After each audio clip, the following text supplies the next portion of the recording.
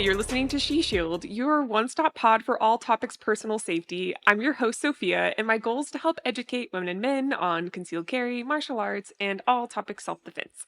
Really quick before we start today, if you all would take a moment to rate the podcast, that would help so much. I believe we have 52 ratings now on Spotify. It just helps get our name out there. So if you have 5 seconds, you can scroll to the top, click those stars, and add a genuine rating. That would help so much. This episode is brought to you by Big Tech's Ordnance, your soon-to-be favorite retailer for all of your firearms needs. BTO believes in only selling high-quality gear for responsibly armed citizens, as well as providing pre- and post-sale support. BTO values firearms training and supports firearms instructors nationwide. They even pay for their own staff to train with high-level instructors to ensure that when you as the consumer reach out, you are taken care of. Today, we have Caleb Giddings back on the podcast, and today is particularly special because it is Caleb Giddings' birthday. I couldn't believe that he scheduled it on his birthday, but I feel so special because we're going to kind of go into a little bit of info from maybe how he got started with firearms in general, related to his birthday. But I'm so excited, Caleb, that you're back on. Thank you so much for coming on, especially today of all days. Well, it's a work day, so I figured I didn't want to actually do anything today, and this is technically a work call because we're going to talk about Taurus, the company that I work for. So right. Okay. This is a way more fun way to spend a work day than replying to emails. Ooh, and yeah. If you're my boss and you're watching this, I promise I'll reply to emails later today. Absolutely. But no, yeah, it's funny. So for people who don't know, I'm Caleb. I'm the general manager of marketing for Taurus USA. You can Google anything else you want to find out about me because it's all pretty much out there, including the fact that I'm still in the Air Force Reserve. I'm a fairly high-level competition shooter and a whole bunch of other fun stuff. But to your point, it is my 42nd birthday today, and we were chatting about this before the call, and I realized that the first time I ever shot a center fire, actually a gun of any type, not counting like a BB gun or a Nerf gun, was on my 8th birthday. So my dad was an LA County Sheriff's deputy, and I have 3 brothers, and it's difficult to get, not personal time, that's the wrong word, but sometimes it's difficult to make big events feel special, right? Like we loved Christmas. We always had great Christmases, but with 4 of us and cousins and all of that, it was much more of a group event. But my dad every year would take each one of our birthdays off from the PD and would take us to do whatever the hell we wanted, whether that was go to a Dodgers game, which I went to many Dodgers games growing up as a result of that, or in this case, I wanted to go shooting because I was at that age where from media and stuff like that, I was like, guns are cool because Han Solo has a gun and Han Solo is cool. So I want to shoot a gun. And my dad was like, okay. So he took me out and I went shooting, and I shot at 8 years old. I remember he had some crappy 22 bolt action rifle that everyone is required by law to have.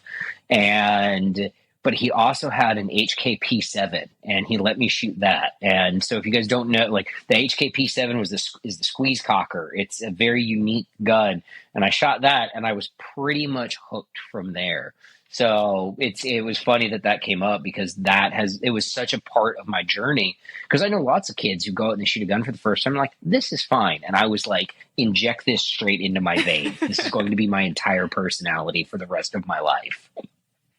I love that. Oh my God, my voice is totally cracked. I was just getting teary-eyed and all of that. Oh, but seriously, yeah, sure. That is such a sweet story. Thank you so much for sharing that on the podcast today. I think that's lovely. Do you do anything on your birthday special when it comes to shooting to celebrate that? No. As I've gotten older, what I like to do is abuse myself physically to prove that I'm still not an old man. Yeah. It's very, very wise. On my 40th birthday, I ran 10 miles. Oh. I don't remember what I did last year, but it was probably something. I think I did some kind of crazy ruck last year. And then this year, because it was a work day, I didn't have a lot of time. I went for a 15-mile bike ride, and I set a PR in the 20K segment, and my goal when I left was, so I don't have like a road bike, right? I have a mountain bike that I ride on the road, or that I ride on trails and stuff around here. And my goal was to beat the world record half marathon running time on the bike.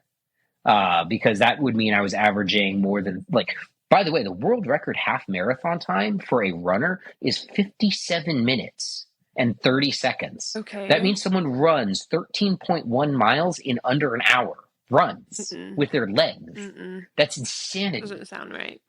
That's No, it's weird. crazy. Yeah. It's no, it's nuts. I ran a So 5K the other day, so this is humbling me even more than yeah. my Oh time. no. I used to run 5Ks for fun, and like my PR in a 5K was like a 22 or something, which is, not bad when That's you not have bad. legs the size. When you have hobbit legs, a 22 and a 5K is not bad, all right? Okay, okay. But no, so I did a 13.1 miles today in 57:20, so about 10 seconds faster than, again, the world record running time. I was 10 seconds faster on a bicycle. That's So, awesome. not fast for a But bicycle, but it's good exercise. And right. I've really and I cannot bring myself to be one of those spandex wearing dorks Mhm. with the shoesies that they clip into the Right, pedals, the right. little helmets. Because, like, okay, so hang on. So Okay. to back this up, I have this whole theory Yeah. that a bicycle is actually the best, like, post-apocalyptic survival vehicle, Okay. because especially if you're by yourself, or even if you're with someone else on a bicycle, because you take a bike like mine, it's a mountain bike. I can take it into most terrain. I can put a rack on it, load it up with a certain amount of gear, plus what I can carry on my body. And it's quieter than a car, so I'm not going to alert the zombies because Right. with the engine or anything like that. It's way more maneuverable than a car. You can get it in and out of a lot of spaces that you can't get a car in and out of, and it never runs out of gas. So in a zombie apocalypse, I think a bike's actually a really good I option. like that. And so then in my head, I'm like, all right, I'm gonna ride a bike for exercise and to get better at it, but I'm not willing to sacrifice the practical aspects of my bike to get better at biking. I like the fact that I can take my bike off road. I like the fact that I can ride it in street clothes and hop off of it and go into a store or something like that and be relatively normal. I don't want to. I don't want to be, and I don't want to become the USPSA shooter of bike riding, Right. because where and there's nothing wrong with those Right, guys, right, right? right, right, They're, right, right. because Lord knows I have an entire drawer here full of specialized gear just for shooting competitions. But I've already done that for one thing in my life. I don't want to do it for another one of my hobbies where I become obsessive about getting really, really good at it. Because Absolutely. well, then the other part is every time one of those spandex wearing assholes pass me, I think I should get a faster bike just so I can pass that guy. Right. And I'm like, no, Absolutely. Caleb, enjoy something. Right. Absolutely. You should definitely enjoy it. I think that's an awesome birthday uh celebration thing. I every birthday of mine, I get really excited. There's like a little fly, sorry. I get really excited about eating a dessert and not feeling guilty about it. But I also like to work out on the day of my birthday because it makes me feel better, all the endorphins. I've never thought about Mhm. challenging myself to see how much I can do every year to like remind myself that age is just a number and it is what I make it. I got the idea from my mom on her 62nd birthday. She ran 6.2 miles. Oh my goodness. So, stuff like that. So that's actually where I get it from, is I get it from my mom, who is I don't know what the term is for like a yoga black belt, but she has like her fifth degree. No, because there's like certifications and Yes, stuff. there She has are. her Uh-huh. whatever like a fifth degree black belt in yoga is what my mom does. And she That's says that incredible. red wine and yoga will make you live forever. And I'm like, Mm, brilliant. yes.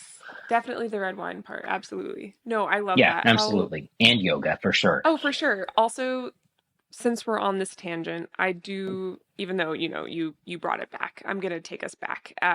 That's All I okay. can think of in the zombie apocalypse is one of those bicycles where you do clip in and then you're trying to run Mhm. away and then you need to get off and you can't clip out. Or you're running away and it's just Ooh, click, click, it's click, just click, tap click, click, click, shoes. click, click, Yes, click. exactly. I remember one of my first memories with my dad.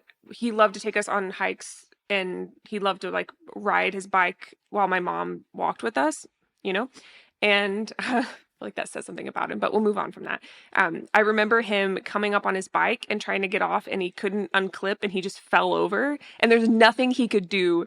And I remember just You're thinking, just like, I'm never doing that. Just like that. Yes. He just, yep, keeled and it's over. such a slow-mo fall over Exactly. too, because your foot gets stuck trying to come out of the clips and you're like, Yeah. son of a, and Right. like, and again, it's, it's something, it's that idea of, it's where you cross over from practical into specialized, right? And like, Mm-hmm. there's value, so if you're riding a road bike that you clip in, it's made out of carbon fiber and all of that other stuff, there's still value in that, right? You're still getting cardiovascular training, you're still building your endurance, you're still getting practical value out of it, and I don't Right. dispute that, but you're now training in a specialized way, right? Mm-hmm. It's Yep. just like the shooting sports. If I shoot USPSA, there's still value in it for me as a shooter because I'm working on gun handling, I'm working on,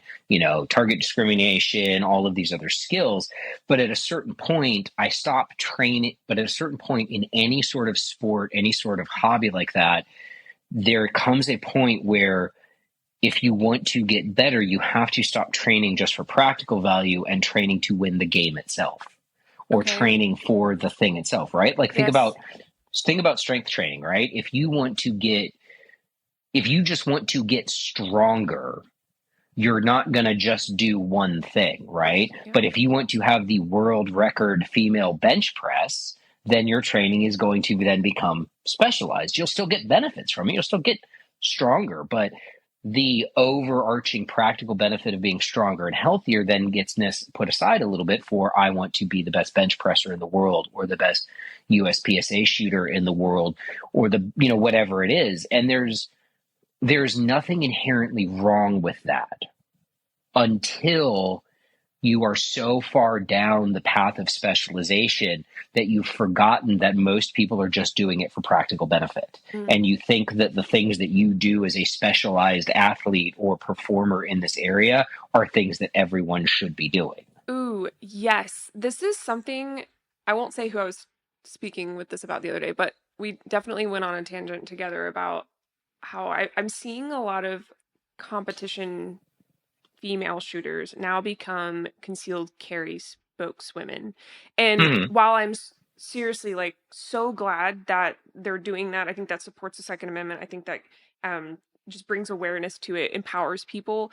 There, I have noticed a lot of misinformation about certain safe ways of concealment, and these are things that like I used to support and I used to even do as a concealed carrier, and then I learned how there are safer options out there, and it took me time to learn. And it's not even that these people are coming from a place of malice or the intention to harm. No, It's just that they're so far down that road with competition that I think they think it transfers and it doesn't, or maybe it's just a marketing thing. But you just brought that to mind. I think if I were to be less than charitable, I would say for some of them it is just and this is male, female, whatever. Yeah, I think some of it is marketing, right? It's, absolutely. oh, I've been sponsored by, Galco holsters is a perfect example, right? If I was a competition shooter sponsored by Galco holsters, Galco doesn't make any competition holsters. Right. They make concealed carry holsters, and Mm-hmm. they make reasonable quality holsters, reasonable like mid-tier quality leather holsters. Yeah. I have several of them Mhm. like in this immediate area around Yes. me. And your awesome workbench. But if I was a strictly competition shooter and I was marketing a holster for a concealed carry product, I now need to find a lever to pull to make that marketing connection, right? So I think some of that exists for sure.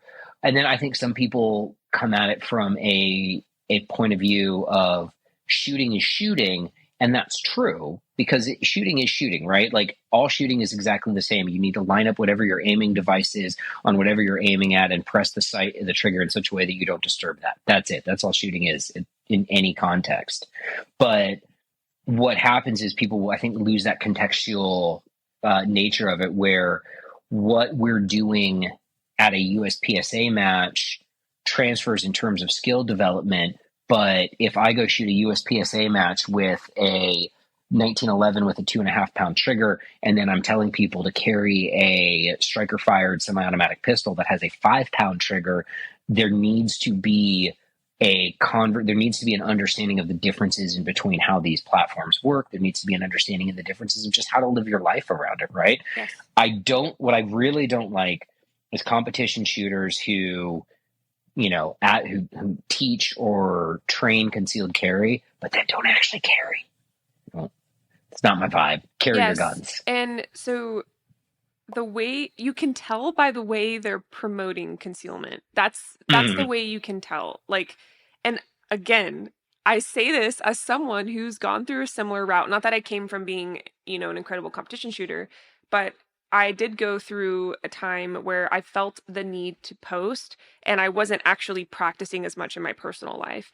And I had a big wake up call. I had an incident happen where I was actually dealing with a stalker situation, and it kind of hit me, and I was like, oh, I actually need to carry everywhere. Like, if I run down to get my mail, carry everywhere. And it really opened my eyes. And then I started thinking back, and I was like, how could I do this? Like, I was promoting things without really testing them or even giving them the attention they deserved.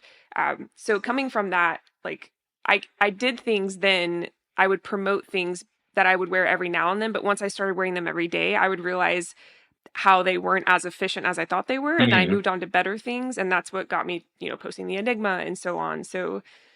Well, and that's a big thing, is that, if people want to talk about concealed carry from a point of expertise, it helps when you actually carry your gun on a regular basis, Yes. And I've spent enough time carrying a gun that I have opinions about how I like to carry a gun. Mm-hmm. I have opinions about optimal ways I think people should carry guns.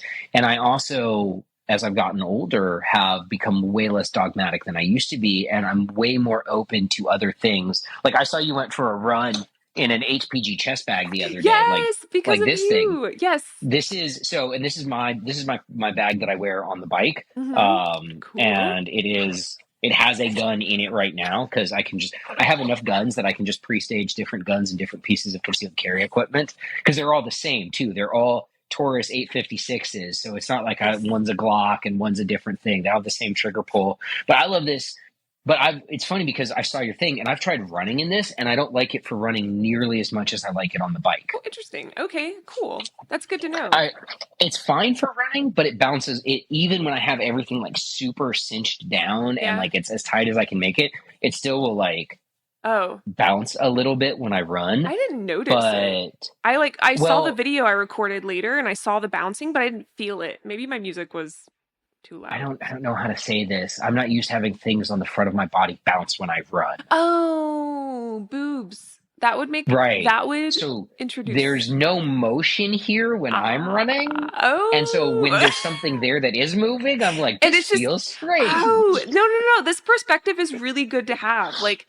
For me, it didn't make a difference, because I'm used to a little movement. So if it was moving with me already, then I wouldn't notice it. But for a guy, hell yeah, that makes a lot of sense. Are you ready to step up your shooting game? Introducing Walkers Inc., the pioneers in ear protection for shooting, hunting, and commercial applications.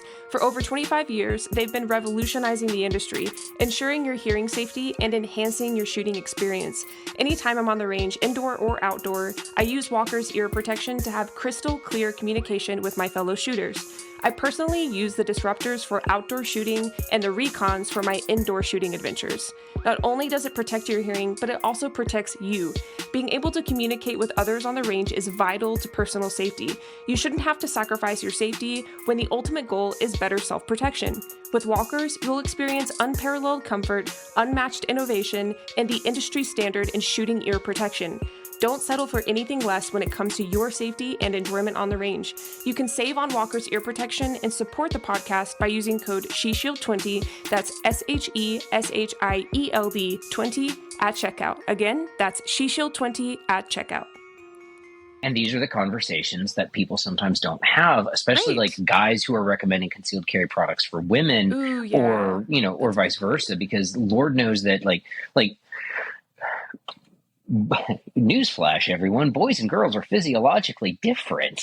Right. And that matters. Like, and it matters in ways that people don't sometimes think about, like hip mobility, right? Mm-hmm, mm-hmm. Or, you know, your ability to, you know, hip mobility, upper body strength, the way, you know, you could take, I am a 170-pound adult male. You could take me and put me next to a 170-pound woman, and our bodies are going to be completely different. We're going to have completely different performance envelopes. Our VO2 max will be different. All of the shit, like a 170-pound athlete, we're going to be completely different.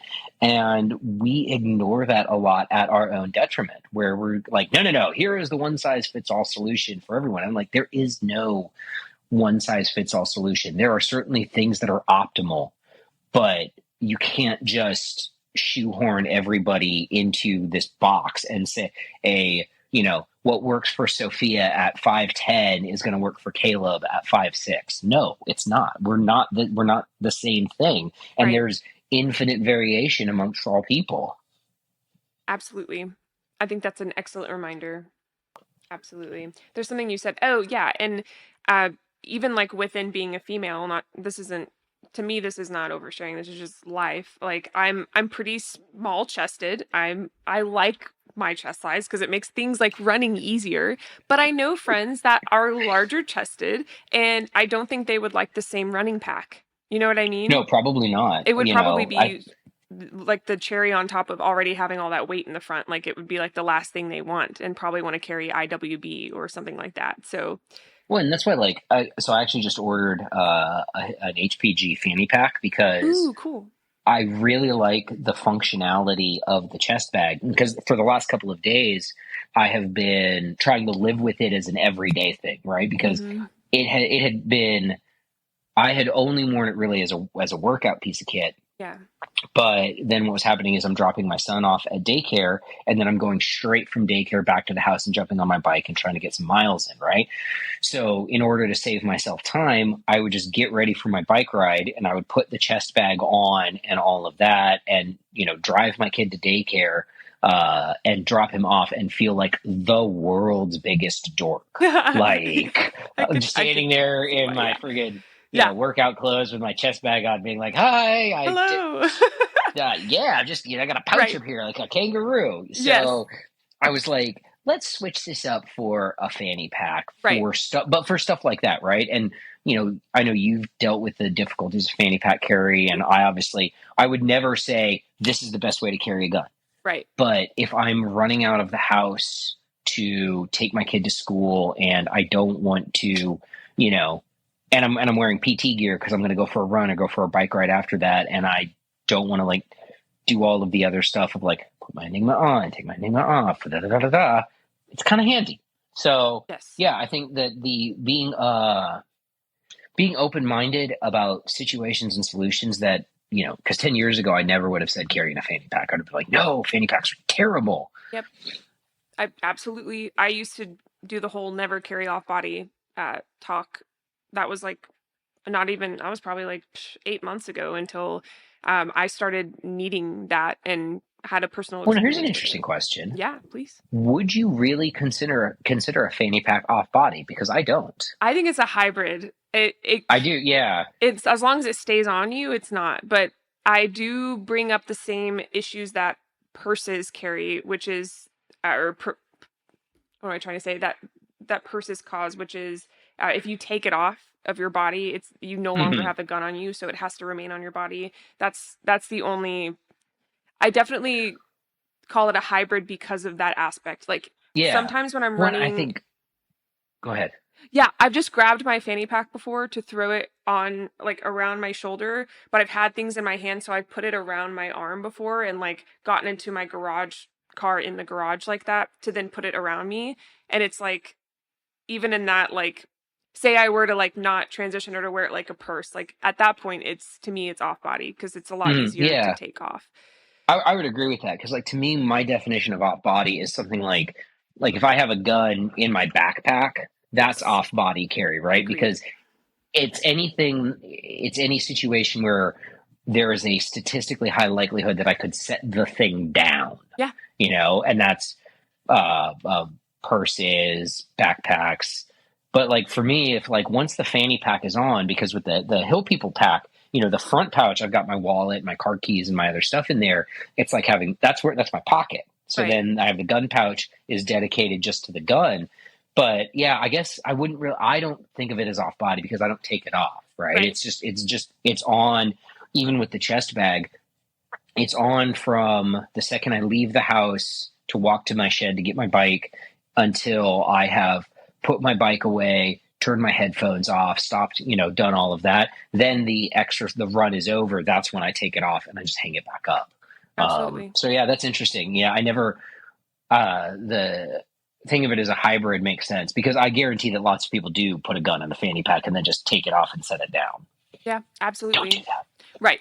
No, definitely not. And I don't have kids at home, so I like when I come home I do hang it up and I do keep my firearm in there.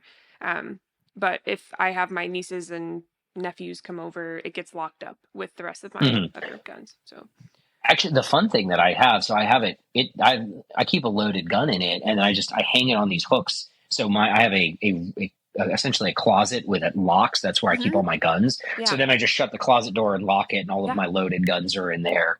perfect. Yeah, I it's love that. handy. It's Yeah, nice.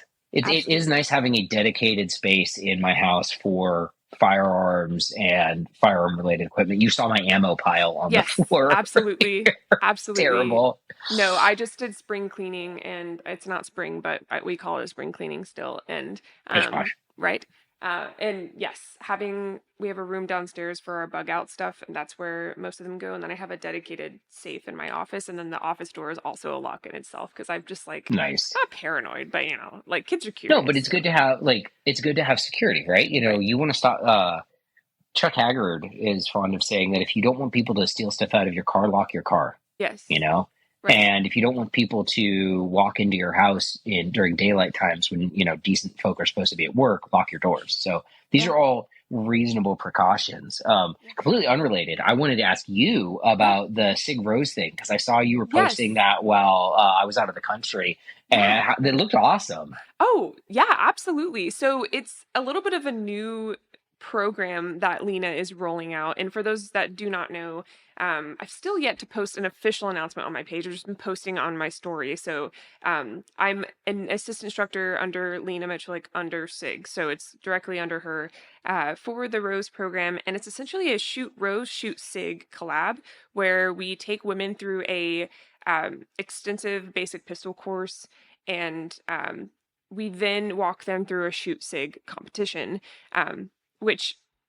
I've from the I guess by now we've taught 4 classes. From the 4 I've done with her so far, it gives women this first of all great foundation to shooting, and then also a glimpse into what they could do next and work up to. Because Mhm. like the few people that felt overwhelmed by it were just it was just their first competition, and it was those like first jitters, and I would walk them through.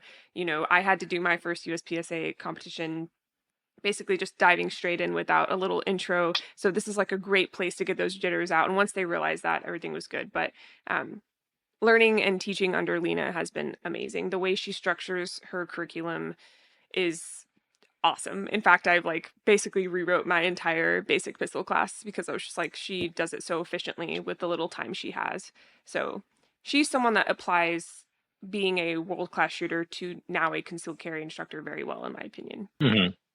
Yeah, no, I think that's awesome. I think the industry at large needs more stuff like that because one of the things where I think we fall down is supporting people after that gun purchase, right?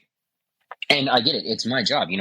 I work for Taurus. Hey guys, you should all go buy a Taurus GX4 like right now, I agree with that. or I an like the GX4. 856. And that's a great thing, right? Like, so if somebody listens to this and they go buy an 856 or they go buy a GX4 and it's their first gun and they want to conceal carry and now they have this gun and they're like, now what the do I do? Mhm. And there's so many people that have that now what the hell do I do moment.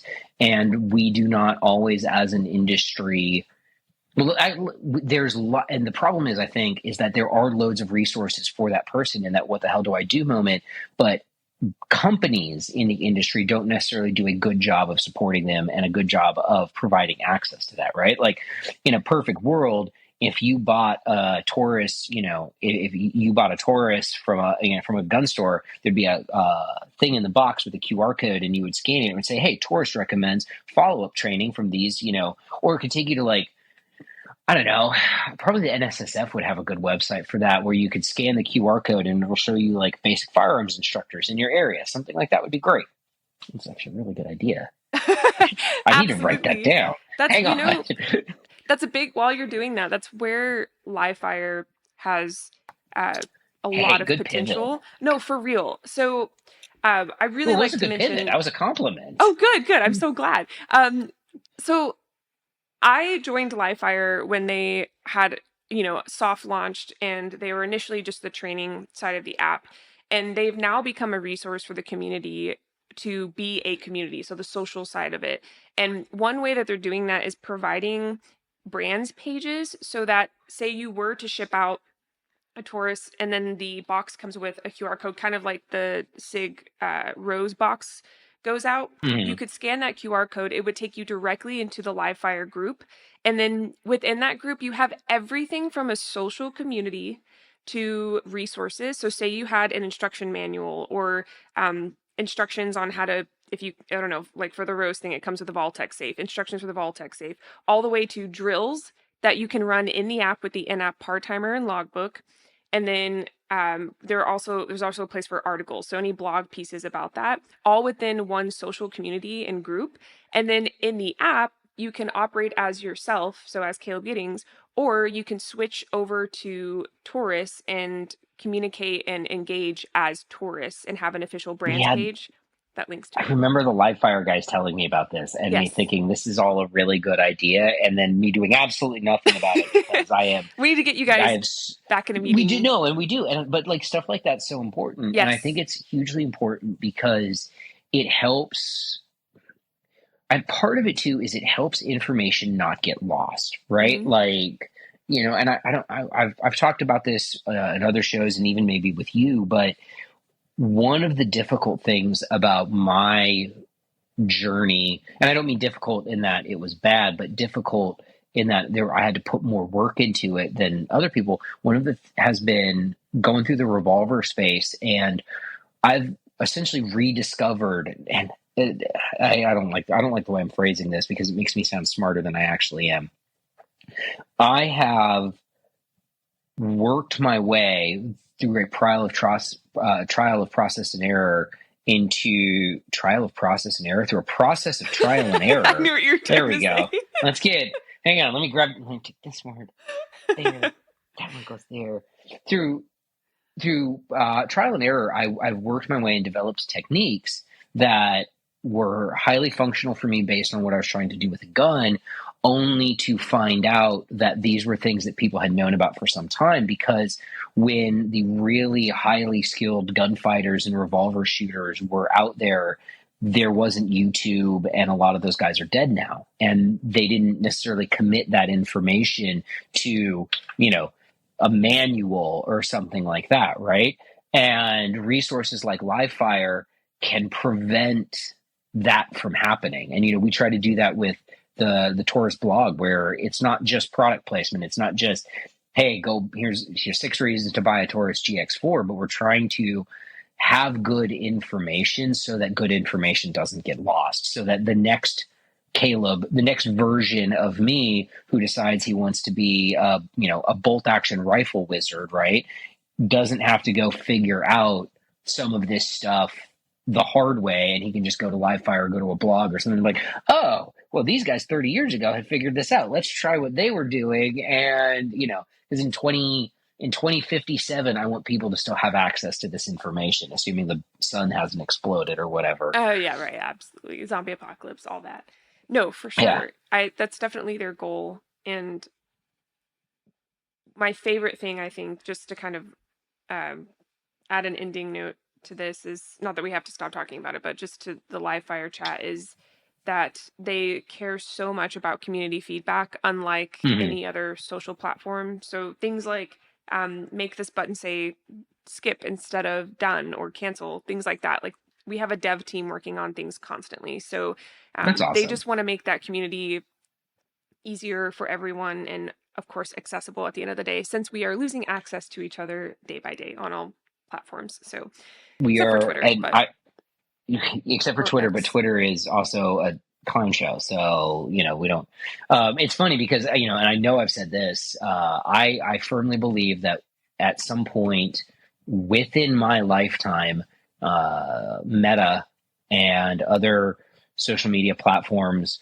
will simply just say no to guns, to firearms related content. There will be a tragedy, there'll be a mass casualty event, there'll be something like that, and Meta platform will just be like, nope, gone, and we will lose access to all of that. So having places where that information can, like, for the record, guys, if you think that having your information on Facebook is going to be a permanent archive of that information, I disagree. I hope I'm wrong. I would really Right. love to be wrong about that, but I don't think it will be. I think that there is just, there's just too much. I mean, it almost happened after the Christchurch shooting in New Zealand because the guy live streamed it on Facebook. And Facebook really cracked down on firearms related content to the point now today that if I, from our official brand page, post a picture of a gun that is within Facebook's written community guidelines, it will get removed. And there's no rhyme or reason to it. It's coin toss whether or not it comes Right. down or not.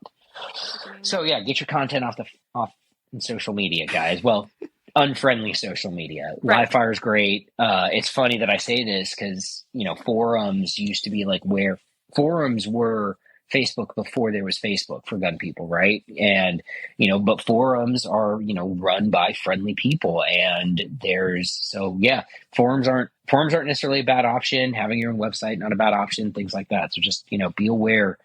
That's like my Chicken Little thing is I very much am worried about what's happening with social media. Absolutely. Absolutely. Chicken little thing. I haven't heard that saying. That's funny. Yeah, the No, sky is but falling. yeah, absolutely. No, that's very true.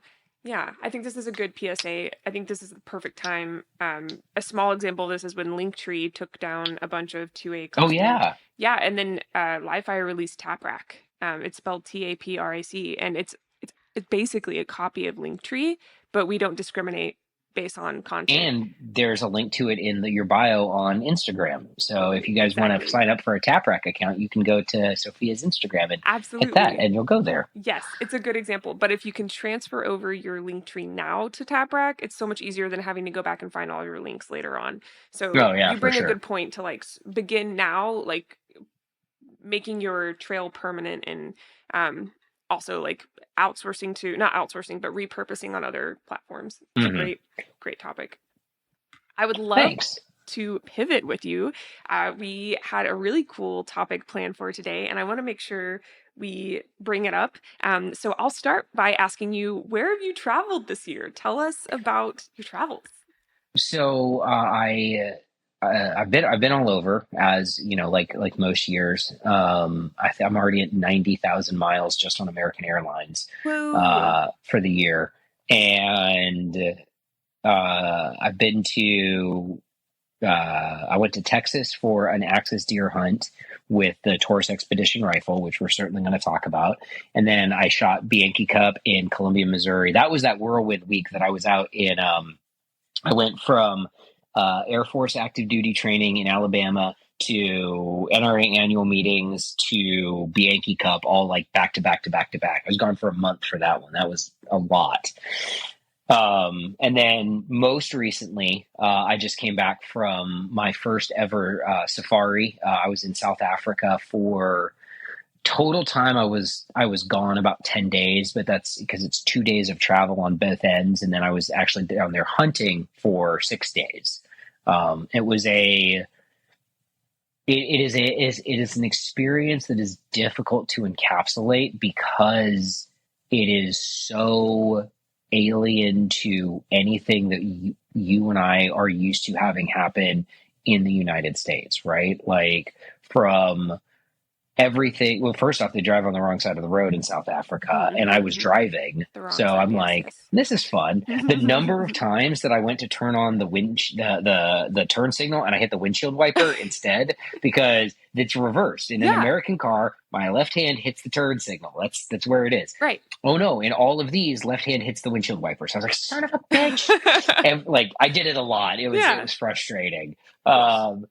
But no, and it was there's so many things like things to unpack from that experience. There's some really fun stories, and I can tell the story of the kudu that I shot, which was an amazing chase.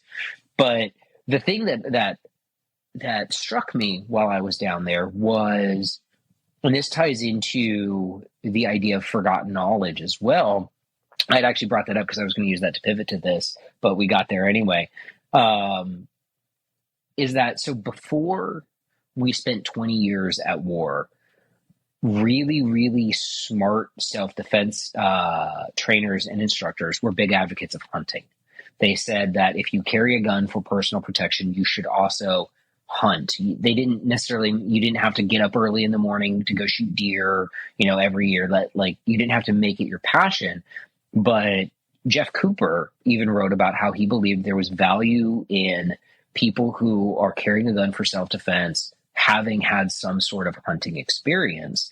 And that's not, at least to my knowledge, a conversation that we have very commonly anymore. And and I think part of that is because, we did fight the global war on terror for 20 plus years. So we have a lot of high level instructors and law enforcement officers and military veterans who have direct combat experience, and they can use that to help train people for personal protection. But it's still generally illegal for me to just like walk down the street and try to get into a gunfight, right? Like it's probably frowned upon by many, many local law enforcement agencies. Yes. And so, so what do you want to do? So what do we do now? Like, what do you do to induce pressure, right? You shoot matches, right? Yes. And that adds a modicum of pressure. It adds that, it gives you skin in the game, because if you're at a match and you're shooting with your friend, you don't want to screw up and look like a dumb idiot, right? You don't want to have a blonde moment on a stage and be like, I forgot to load my gun or something crazy. Right.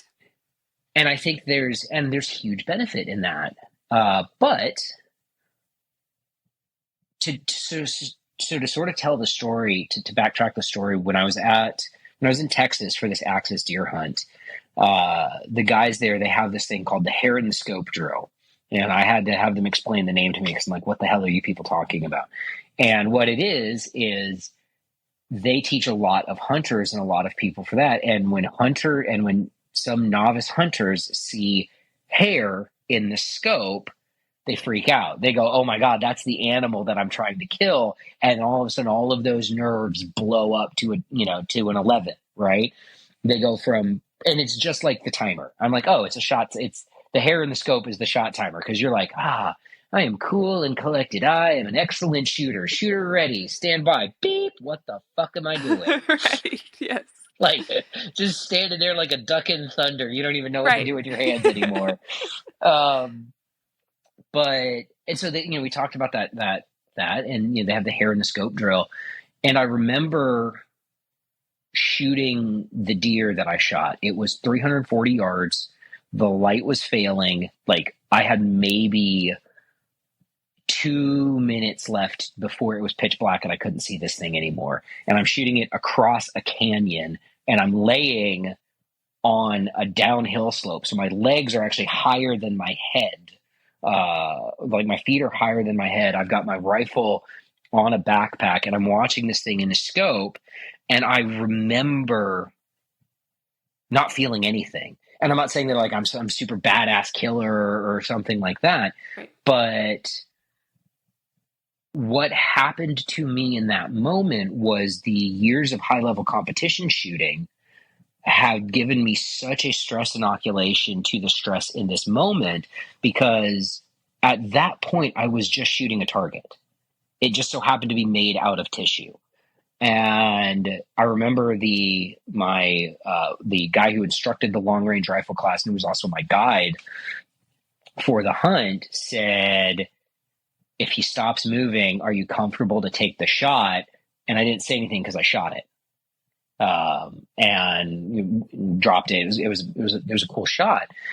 And so then that got me thinking. I'm like, I went down this rabbit hole of like, why didn't I feel anything? Why wasn't I nervous to make that shot? And part of it was because of the training of my competition background, where I've been really, really, really nervous. But another part of it was I didn't really care about shooting that deer, right? There was no emotional attachment to it. It was part of a performance, not a performance, but it was an objective, right? It was just, I have trained here for 3 days. I have shot out to 1,000 yards. Final objective, shoot deer. And I had another day to do it if I didn't get one that night. So I was like, no stress, like zero stress whatsoever.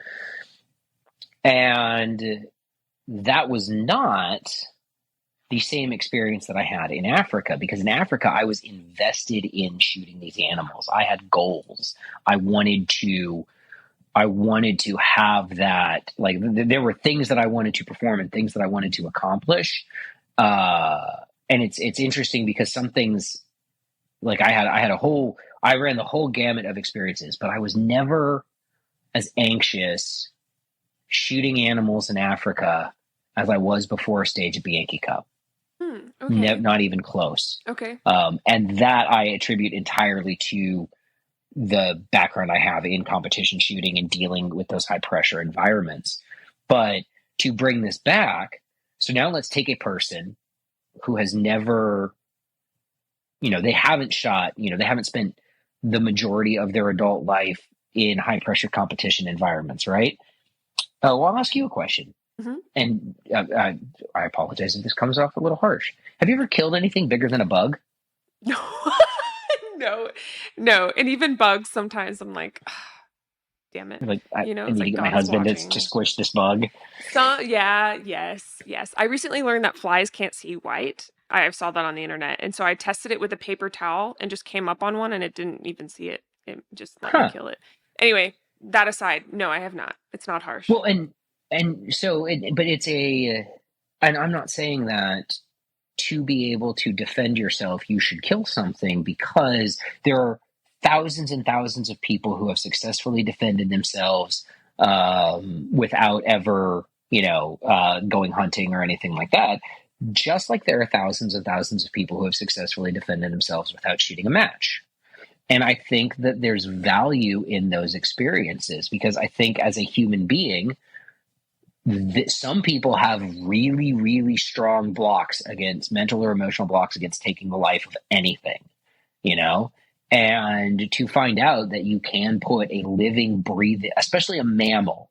There's something about shooting a mammal, right? Because it's, fur and hair and things like that. These are all traits that are familiar to us as humans, because we've got, hair and, kind of that other stuff. So I think that for some people, it's probably beneficial to be like, oh, that is a living thing. I can take its life.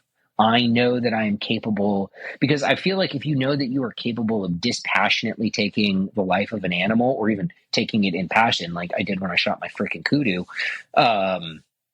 that then this idea of, I know that there is the capacity to kill within me, because one thing that I can't stand about modern hunting culture is people who are like, it's harvesting. We're harvesting this animal. No, listen, you're fucking killing it. And Okay. we take the edge out of that word, because it is actually important. The fact that, like, I struggle with this, and I promise that I will end this rant and you can ask me a question or something in a minute. But I struggle with how we sometimes soften the language of self-defense, because yes, we shoot to stop the threat. Often when you shoot a threat to stop it correctly, it dies as a result.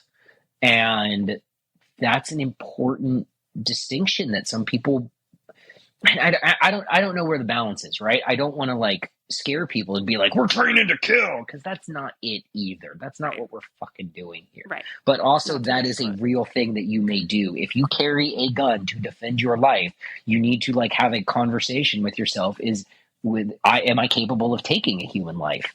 And I think that shooting an animal where you are emotionally invested in that end result, where you want to harvest this thing, whether it's for a trophy or whether it's for food, or there's some kind of connection that you have there, it's not the same. Just like competition shooting is not the same as getting into a gunfight, right? But the Absolutely. benefit is similar. There is a mindset piece where you're like, I shot this thing that was alive and it is not anymore because of my actions.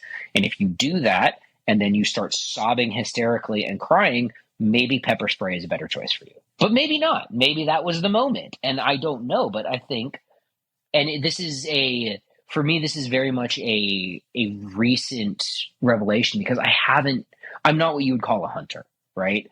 I am not looking up great places to go deer hunting in South Carolina next year because I don't care that much.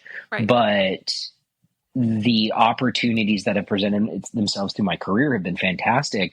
And again, I think there's tremendous benefit to people, especially now that we are not in, like, if 15 years ago, if you wanted to find out if you could go kill a person, the Marines were taking applications, and you would get to go.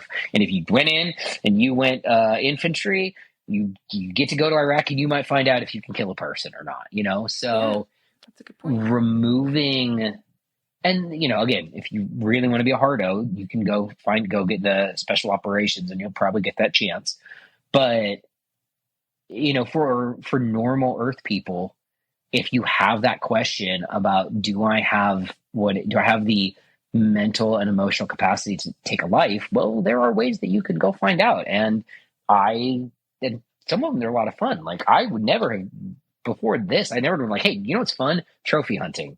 What's fun? Trophy hunting. It's really fucking fun. Right. Right. Shooting Absolutely. things is cool. And I appreciate your candor, just sharing your experience from the past compared to present, and also how new this topic is to you. Not topic, but the ideas you've had recently. I think this is an awesome place to have that discussion.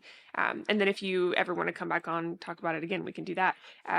The closest thing, you definitely got me thinking about this, I'm sure, as you have for a lot of the listeners, the closest thing to self-defense for me has been ECQC, shooting a dude with a sim gun. And I remember this dude, his name's Matt. I'll never forget him. He didn't have social media, so we couldn't connect. And I wasn't about to be like, give me your number. But he's like 6'5", huge. Anytime like I trained with him, I'd be like, well, shit, like maximum I'm gonna effort. get Cause like ragdolled. cause like I'm 5'10", I'm not small. But this dude to me made me feel small. So one of the fights, we were fighting over the gun. I was able to push off of him, takes a few steps back, and fire a round into him, and he kept coming at me. And I was like, I literally said, I shot you, and like, in case you didn't feel it. And he just like, kept this aggressive face on, of course, with his sunglasses, kept walking towards me. I shot him again, and Craig's standing there like this, just watching That's this happen. exactly how he stands too, guys. Literally, Record, exactly. Craig, Yes, exactly. And I was like, I shot you. And then I finally just emptied the mag into him because I was like, okay, fuck this. And at first it took me, I felt so bad. I went up to him and I was like, Matt, bro, you good? Like, you okay? And he was like, I'm fine. Like, I think he was like ex-Marine style dude, he was trying to give me a real life. Did shoot me. Yes. And Craig was like, this is the difference between a motivated attacker and a non-motivated attacker. Like, if someone's really motivated, you might have to empty your mag. And that was the first time, and I was like shaking. The idea of shooting someone, because I just felt the sim round. I made Craig shoot me. Did I tell you about this? You did, yeah. You're yes. Like, I need to know what it feels like first. Yes, and then I ran away from him, and then he shot me in the ass. Yeah, okay. So, sorry, he shot me in my left glute. Let me just say it that way. I don't think you told me that story on the show, though, but you definitely, I think we were at the bar at NRA. And yes, definitely. About it. Oh, yeah. But yeah. Well, and I think, but that's, so, and I think that's a huge thing, right? And Right. to connect it to hunting or that sort of training, and like also fighting, right? Like if you spar with Right. someone, whether it's striking or some sort of grappling, that person gets a vote in whether or not your technique is successful. You know, Definitely. and in a real fight, the person that you're fighting gets a vote into whether or not your technique is successful. And when you are hunting a living thing with a will and all of that, that animal gets a vote, and we try to, and in all of these environments, whether it's self-defense or, fighting or, that kind of stuff, we do what we can to try to limit the vote that the other thing gets, right? Like, when I shot a zebra, and I knew it was going to be a difficult shot because zebra are really, really skittish. And the closest we got was 130 yards, right?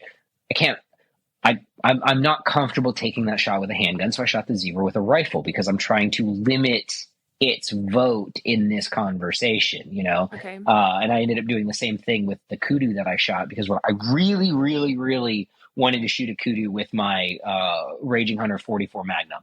I had shot a bunch of stuff with the 44 while I was out there, and it was a really great opportunity to practically test a lot of skill sets against something that gets a vote, that has a will, that has a desire, that woke up that morning and didn't think it was going to die, right?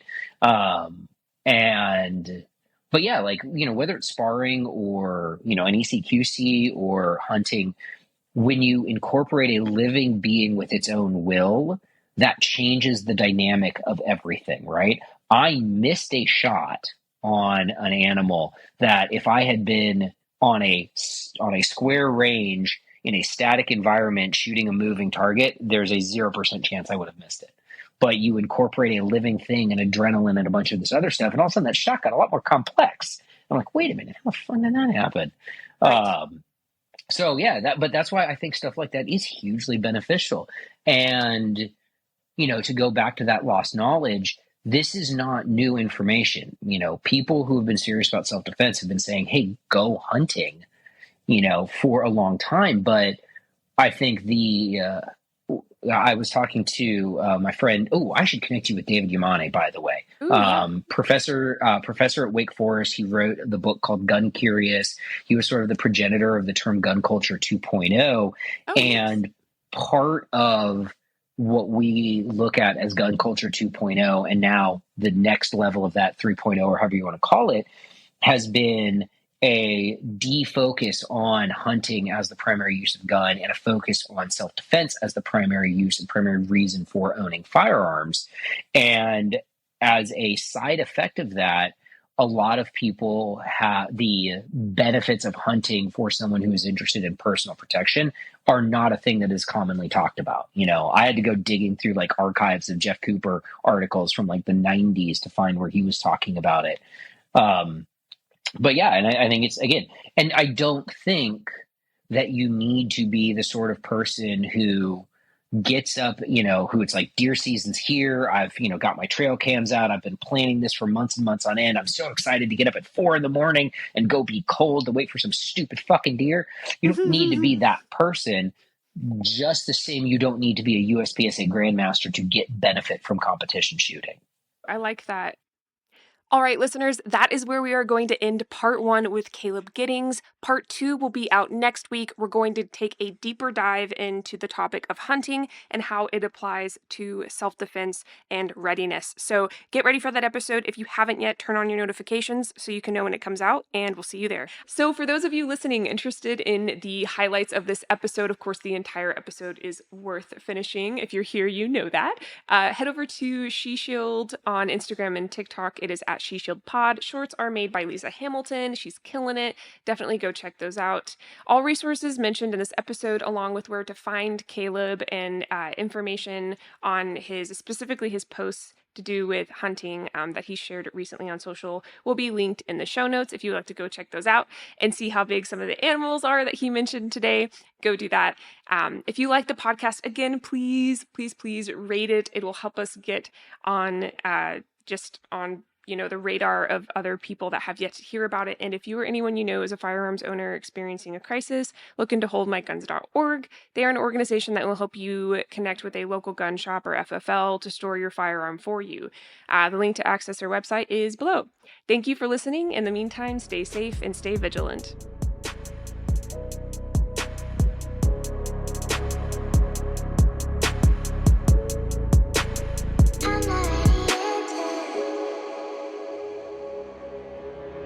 Are you searching for a brand you can trust when it comes to shooting and gun care products? Look no further than Birchwood Casey. Since 1948, serious shooters, avid collectors, and professional gunsmiths have relied on Birchwood Casey. They've been in the game for over 70 years, providing us with products that have stood the test of time. From their legendary True Oil gunstock finish to the dependable Perma Blue, Birchwood Casey's commitment to quality is unmatched. Birchwood Casey has also revolutionized the way we train and improve our shooting skills with their innovative Shoot and See targets. These targets let you see your shots instantly, making it easier than ever to track your progress and become a better marksman. Head over to birchwoodcasey.com today and discover the products that have earned the trust of shooters worldwide. And use code SHESHIELD20 to save 20% on your order and to support the podcast. Again, that's SHESHIELD20, SHESHIELD 20 at checkout. Happy shooting.